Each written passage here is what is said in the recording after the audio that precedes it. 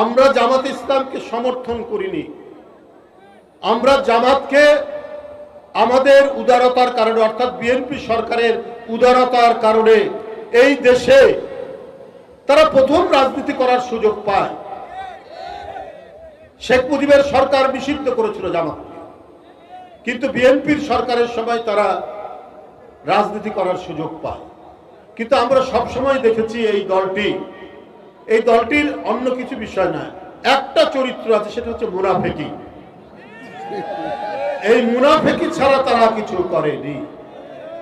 আমরা একসাথে আন্দোলন করলাম এরশাদের বিরুদ্ধে, হাসিনাও প্রথম দিকে ছিলেন, তারপরে কাউকে কিছু না বলে হাসিনা এরশাদের অধীনে নির্বাচনে চলে গেলেন।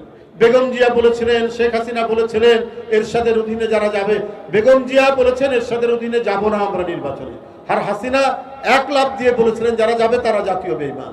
24 ঘন্টার মধ্যে গিয়েছিল, জামাতও চলে গিয়েছে। এই যে ছাত্র জনতার এই আন্দোলন, এই রক্ত ঝরা আন্দোলন, ওইদিকে বেগম রোকেয়া বিশ্ববিদ্যালয়ের আবু সাইদ সে বুক চিতিয়ে বুলেট বরণ করে নিয়ে আমাদের আন্দোলনের ইতিহাসের যে জয় পতাকা উড্ডীন করেছিল আকাশে, তারই অনুপ্রেরণায় ঢাকায় দেখেছি মুগ্ধকে, আমরা দেখেছি আহলাবকে, আমরা দেখেছি একের পর এক ওই শিশু বাচ্চারা নিজের আত্মদানের মধ্যে দিয়ে শেখ হাসিনার মতো এক ভয়ঙ্কর নৃশংস একজন দানবকে বাংলাদেশ থেকে যখন বিতাড়িত করালো এই সাহসী বীররা, তার কয়েকদিন পর জামাত বলে বসলো আমরা আওয়ামী লীগের সবকিছু মাফ করে দিব। তাহলে আপনি আবু সাইদের রক্ত কিভাবে মাফ করবেন? আপনি মুগ্ধের রক্ত কিভাবে মাফ করবেন? আপনি আহনাফের রক্ত কিভাবে মাফ করবেন?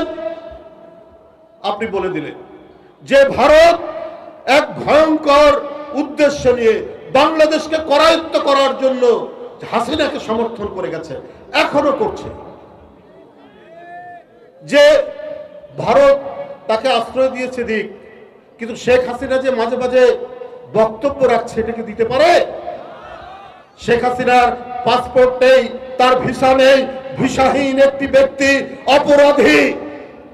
সেই অপরাধী ব্যক্তি কি করে বাংলাদেশের বিরুদ্ধে ভারত থেকে কথা বলতে পারে? অথচ ভারত তাকে সেই প্রশ্রয় দিচ্ছে। এখন ভারতের যদি কোনো ক্রিমিনাল বাংলাদেশ আশ্রয় দেয় আর এইখান থেকে ভারতের বিরুদ্ধে কোনো কর্মকাণ্ড করে, ভারত কি তখন ছেড়ে কথা বলবে?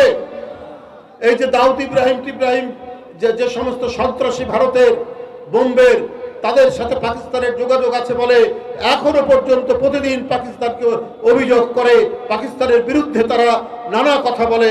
আজকে যদি তাই হয় তাহলে আজকে কেন শেখ হাসিনা ওইখান থেকে উস্কানি দিচ্ছেন? এইখানে বৈষম্য বিরোধী ছাত্র জনতার উপর তারা আক্রমণ করছেন, বিভিন্ন জায়গায় তারা আক্রমণ করিয়েছেন। গোপালগঞ্জে আওয়ামী লীগের লোকরা আক্রমণ করে স্বেচ্ছাসেবক দলের একজনকে হত্যা করেছেন।